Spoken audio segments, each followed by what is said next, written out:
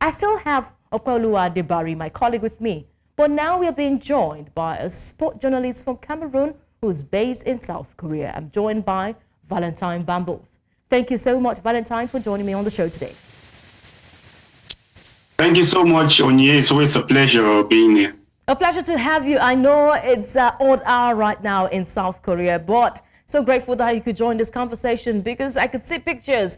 Early hours this morning, we heard the good news. Of course, the angels in heaven were shouting, glory, hallelujah, glory, hallelujah. Samuel Eto'o and Kombi, they've been able to squash the whole differences and then shake hands. But I understand this to be the first time Samuel Eto'o will be making his way to the sport ministry after a long time. He has never been there because they've never seen eye to eye. How do you see this reconciliation affecting performance of the national team and the overall development of football in Cameroon, Valentine? Yeah, it's there's a sense of optimism. There is a palpable sense of optimism in the air for all football lovers. Just like Nigeria, we have the same situation in Cameroon where bloggers want to chase the scandal, the bad news. And bloggers have been having so much fun recently with this squabble between the Ministry of Sports and Education and Fecafoot. But for us, sports journalists who love to see the development of the game, it's been a nightmare seeing how it's been a struggle between the president of the Football Federation and the minister in charge of sports and physical education. We all hope that this is not a smoke screen. We all hope that this is, real peace that has returned to the footballing world in Cameroon. For us football lovers, we saw this coming a few days back when there was the final of the Cup of Cameroon. We could see both Samuel Eto'o and Professor Narcisse Kombi, having this cordial relationship at the final. And many persons, were looking forward to this peace returning. And eventually we saw the pictures that we were currently seeing now, also the news circulating on social media. It started with a communique issued by Fecafoot. We saw a list that harmonized the coaches, the ones proposed by the Ministry of Sports and Education, and also those proposed by the president now, by the Cameroon Football Federation. So we have a harmonized list finally. And of course, we are hoping that this will finally bring some peace and also provide a free ground for the indomitable Lions to, express themselves and have a good game that's coming up in the days ahead.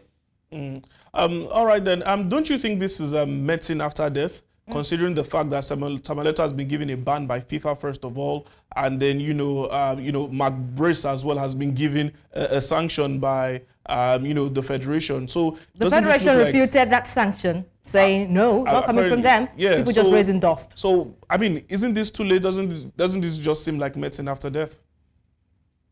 Well, that's true. We can look at it from that sense, but we know that after the communique from World Football Governing Body FIFA, we did have a communique from Fecafoot saying they are going to appeal the decision following the banning of Samuel Eto'o. It is true that he's going to miss the most recent game, that's the games coming up, on the 11th, and also the reverse fixture that will be played in Uganda. But there is hope that he shall eventually make himself available at the stands to cheer on the Lions and also give the necessary support.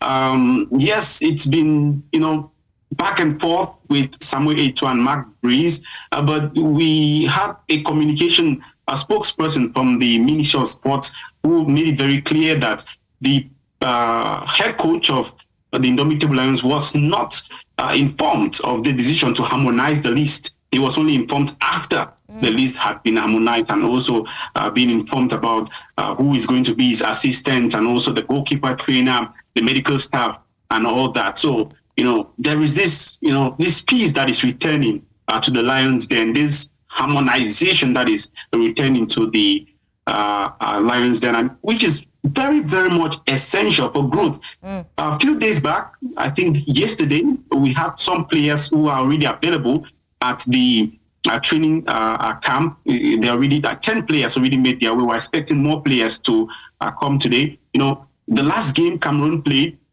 some players came to a particular city Other players went to another city. That was the economic capital of Cameroon. Yeah. There were 2 buses. We even heard 2 buses, players. indeed. There were 2 different hotels.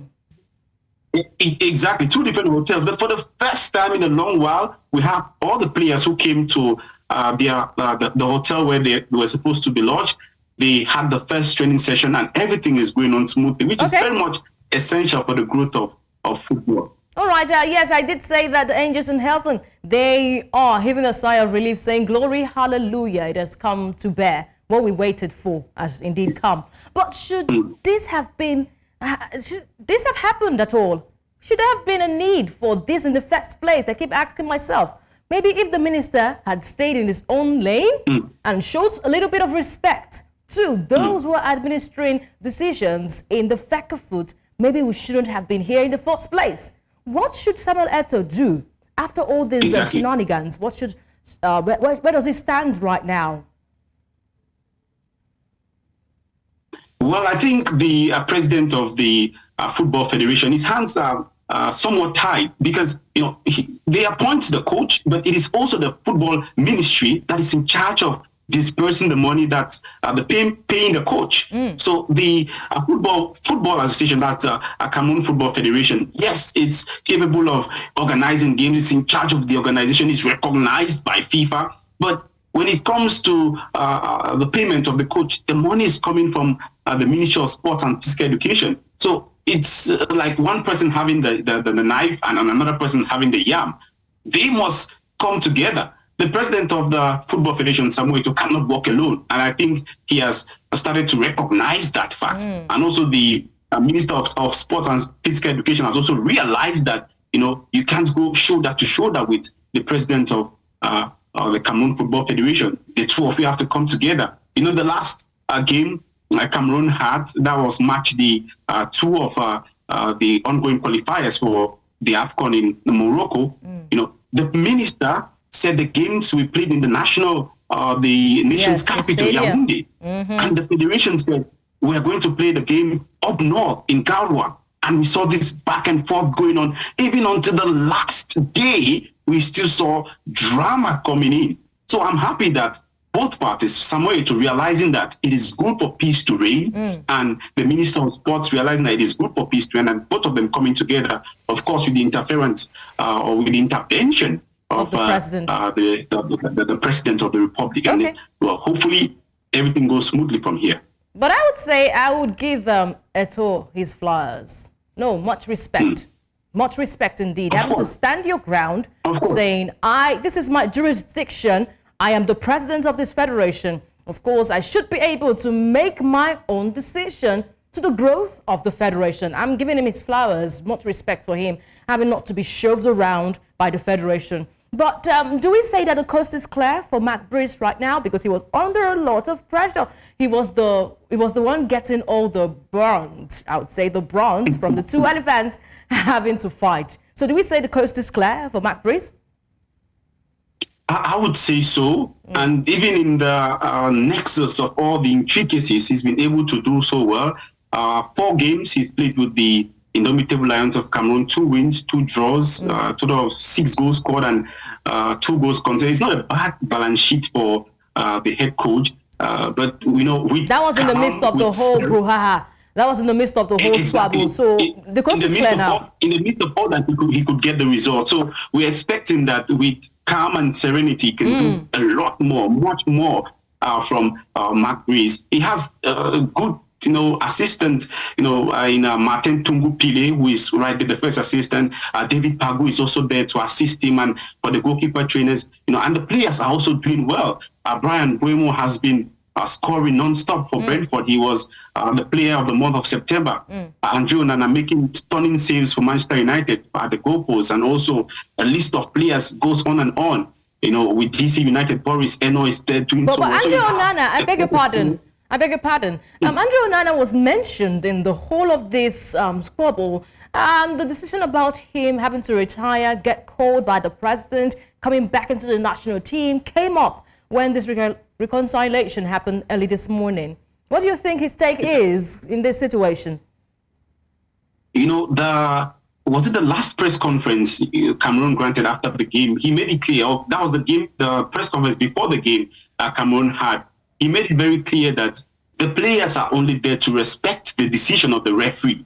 He was very smart to make that decision, because the decision of the coach, he said, if the coach says we're going to play here, the players listen to the coach. The players are there to obey the coach. The players don't listen to the politics that is being played at the background. Wise choice.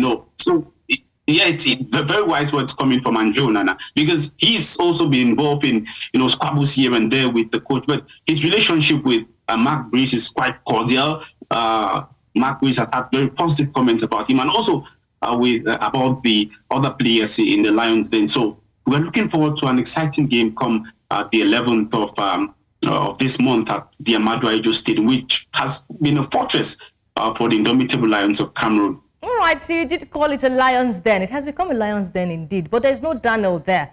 So it's just conquer in the whole of this thing. Okay, still got questions for Valentine?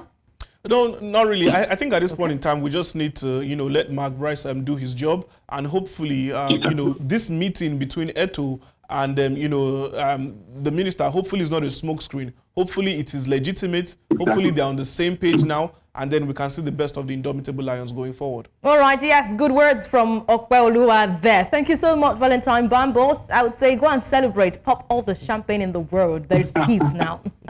Thank you so much for joining us on the show.